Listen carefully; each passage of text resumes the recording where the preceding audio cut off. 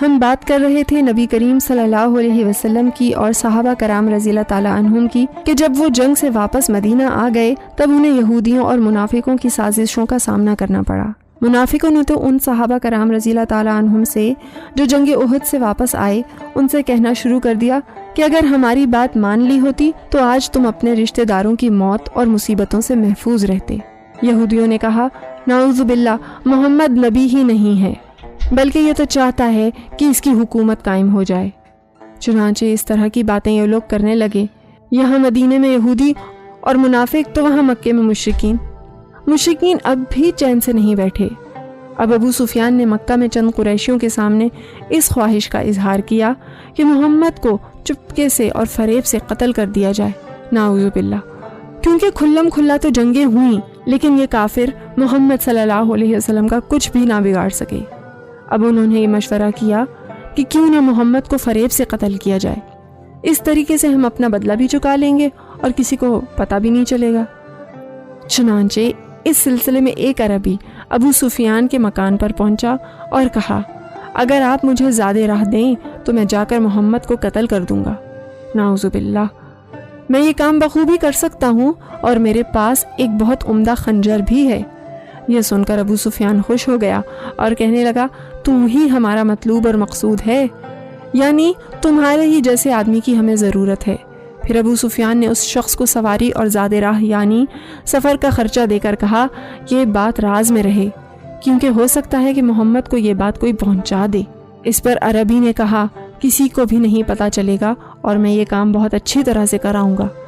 چنانچہ وہ رات کو روانہ ہوا اور چھٹے روز کی صبح سویرے مدینہ پہنچ کر رسول اللہ صلی اللہ علیہ وسلم کے بارے میں لوگوں سے پوچھنے لگا، تو کسی نے بتایا کہ نبی کریم صلی اللہ علیہ وسلم تو بنی عبد الاشہل کے محلے کی طرف گئے ہیں۔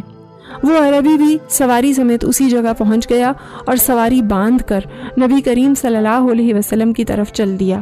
اس نے آپ صلی اللہ علیہ وسلم کو مسجد میں صحابہ کرام رضی اللہ تعالیٰ عنہم کے ساتھ گفتگو کرتے ہوئے پایا۔ جب یہ اندر آیا تو رسول اللہ صلی اللہ علیہ وسلم نے اس کو دیکھ کر صحابہ کرام رضی اللہ تعالیٰ عنہم سے فرمایا کہ یہ شخص فریب کے ارادے سے یہاں آیا ہے، لیکن میرے اور اس شخص کے مقصد کے درمیان اللہ ہے۔ چنانچہ اس شخص نے مجلس میں آ کر پوچھا تم میں سے ابن عبد المطلب کون ہے؟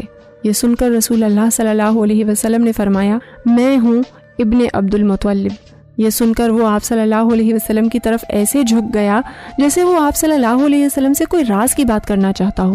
یہ منظر دیکھ کر حضرت اسید بن حذیر رضی اللہ تعالی عنہ نے اس کو کھینچ کر کہا رسول اللہ صلی اللہ علیہ وسلم سے پیچھے ہٹ جاؤ۔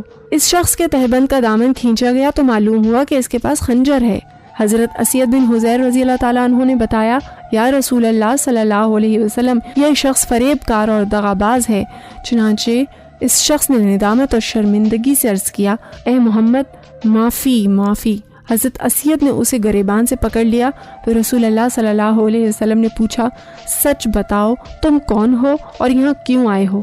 اگر تم نے سچ بتا دیا تو تمہارا ہی فائدہ ہوگا اور اگر تم نے جھوٹ بتایا تو سن لو مجھے تمہارے ارادے کا پتہ چل گیا ہے۔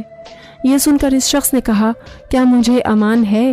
نبی کریم صلی اللہ علیہ وسلم نے فرمایا ہاں تمہیں امان ہے، یعنی تمہیں کچھ نہ کہا جائے گا، چھوڑ دیا جائے گا، لیکن اس سے پہلے تم سارا معاملہ بیان کرو۔ چنانچہ اس شخص نے ابو سفیان کے برے ارادے کا نبی کریم صلی اللہ علیہ وسلم کو سب کچھ بتا دیا۔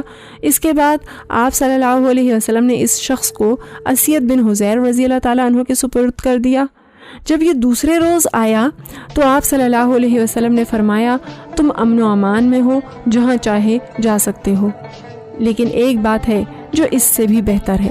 اس شخص نے پوچھا وہ کیا بات ہے؟ تو آپ صلی اللہ علیہ وسلم نے فرمایا کہ تم اللہ کی توحید اور میری رسالت کا اقرار کر لو، یہ بات سب سے بہتر ہے۔ چنانچہ اس شخص نے کہہ دیا اشہد ان لا الہ الا اللہ و اشہد ان محمدًا عبدہ و رسولہ۔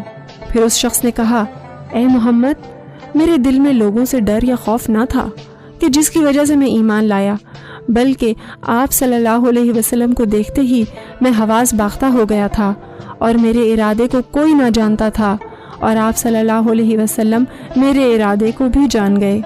بس میں سمجھ گیا کہ آپ صلی اللہ علیہ وسلم معصوم اور محفوظ ہیں اور برحق ہیں، اور ابو سفیان کا گروہ شیطان کا گروہ ہے۔ یہ سن کر نبی کریم صلی اللہ علیہ وسلم مسکراتے رہے اور وہ آپ صلی اللہ علیہ وسلم کی خدمت میں کئی روز تک مقیم رہا اور پھر اجازت لے کر چلا گیا۔ لسنرز، جنگ احد کے بعد سے مسلمانوں کے دشمن کھل کر سامنے آئے اور ایسے کئی واقعات پیش آئے جو مسلمانوں کے لیے بہتر نہ تھے۔ یہاں سے ہم ان واقعات کو ڈسکس کریں گے۔ اس میں جو پہلا واقعہ پیش آیا تھا وہ رجی کا حادثہ تھا۔ یہ سفر 4 ہجری میں پیش آیا۔ ہوا یوں کہ ازل اور قارا، یہ 2 قبیلوں کے کچھ لوگ نبی کریم صلی اللہ علیہ وسلم کے پاس آئے اور نبی کریم صلی اللہ علیہ وسلم سے درخواست کی کہ ان کی قوم دین اسلام سیکھنا چاہتی ہے، لہٰذا ان کو دین سکھانے کے لیے اور قرآن پڑھانے کے لیے نبی کریم صلی اللہ علیہ وسلم کے کچھ صحابہ کرام رضی اللہ تعالیٰ عنہ کی ضرورت ہے۔ اس پر نبی کریم صلی اللہ علیہ وسلم نے عاصم بن ثابت رضی اللہ تعالیٰ عنہ کی سپرویژن میں 10 صحابہ کرام رضی اللہ تعالیٰ عنہم کو ان قبیلوں کے اندر روانہ کر دیا تاکہ وہ ان قبیلوں کو دین سکھائیں اور قرآن پڑھانا سکھائیں۔ چنانچہ ہوا یوں کہ جب یہ لوگ رجی کے مقام پر پہنچے تو ان قبیلوں کے لوگوں نے صحابہ کرام رضی اللہ تعالیٰ عنہم کے ساتھ غداری کی اور ان پر چڑھ آئے۔ چنانچہ یہ سب صحابہ کرام رضی اللہ تعالیٰ عنہم پہاڑ پر چڑھ گئے۔ پھر ان سے ان کافروں نے وعدہ کیا کہ اگر وہ پہاڑ سے اتر آئیں گے تو وہ انہیں قتل نہیں کریں گے۔ عاصم رضی اللہ تعالیٰ عنہ نے اترنے سے انکار کر دیا اور اپنے ساتھیوں سمیت ان سے جنگ شروع کر دی۔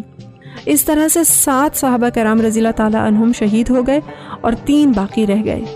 کفار نے ان تینوں سے نیچے اترنے کو کہا اور وعدہ کیا کہ کچھ نہ ہوگا، لیکن جب یہ تینوں صحابہ کرام رضی اللہ تعالیٰ عنہم نیچے اترے تو کافروں نے ان کو رسی سے باندھ لیا، ایک کو قتل کر دیا اور باقی 2 کو مکہ لے جا کر بیچ دیا۔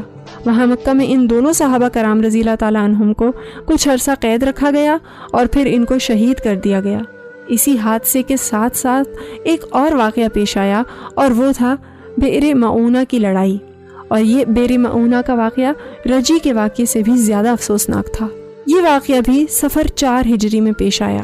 اس واقعے کے بارے میں بخاری کی ایک روایت میں حضرت انس بن مالک بیان کرتے ہیں کہ نبی کریم صلی اللہ علیہ وسلم سے اعلیٰ زکوان، اسیا اور بنی لحیان قبیلوں نے اپنے دشمن کے خلاف مدد طلب کی۔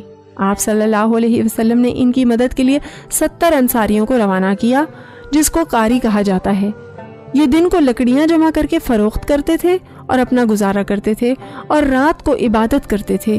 جب یہ لوگ بئر معونہ پہنچے تو ان قبیلوں نے ان کو دھوکے سے قتل کر دیا۔ چنانچہ نبی کریم صلی اللہ علیہ وسلم نے مہینہ بھر فجر کی نماز میں دعائے قنوت پڑھی، یعنی 1 مہینہ تک نبی کریم صلی اللہ علیہ وسلم فجر کی نماز میں ان کو بد دعا دیتے رہے۔ اسی وقت سے دعائے قنوت شروع ہوئی تھی۔ اس سے پہلے ہم دعائے قنوت نہیں پڑھا کرتے تھے۔ رسول اللہ صلی اللہ علیہ وسلم کو رجی اور بئر معونہ کے ان حادثات سے سخت رنج و دکھ پہنچا۔ یہ دونوں حادثے ایک ہی مہینے میں یعنی سفر 4 ہجری میں پیش آئے تھے، اور کہا جاتا ہے کہ دونوں واقعات کی خبر آپ صلی اللہ علیہ وسلم کو ایک ہی رات میں پہنچی تھی۔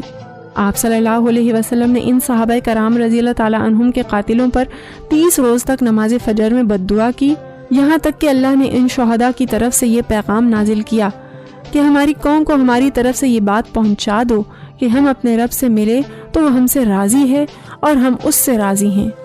صحابہ کرام رضی اللہ تعالیٰ عنہم کے اس پیغام کے بعد نبی کریم صلی اللہ علیہ وسلم نے دعائے قنوت ترک فرما دی۔ ان 2 واقعات کے بعد نبی کریم صلی اللہ علیہ وسلم کی زندگی میں جو اہم واقعہ پیش آیا وہ تھا غزوہ بنو نذیر کا واقعہ۔ بتایا جاتا ہے کہ یہ واقعہ غزوہ احد اور بئر معونہ کے بعد شوال 3 ہجری میں پیش آیا تھا۔ غزوہ بنو نذیر کے ساتھ ساتھ ہی سورہ حشر کا نزول بھی ہوا۔ صحیح بخاری میں ابن عباس رضی اللہ تعالیٰ عنہ سورہ حشر کو سورہ بنو نذیر بھی کہتے ہیں۔ ہوا یوں کہ یہ قبیلہ بنو نذیر ایک یہودی قبیلہ تھا۔ بئر معونہ والوں کے ساتھ غداری کرنے والے قبیلے ازل اور قارہ سے بھی زیادہ ایک نہایت ہی خبیث سازش کی اس نے۔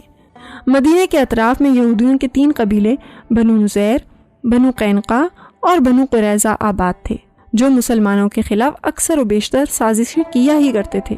بنو نذیر کی اس سازش کے بارے میں بات کریں گے، لیکن کیونکہ پروگرام میں اب وقت ہو جاتا ہے ایک بریک کا،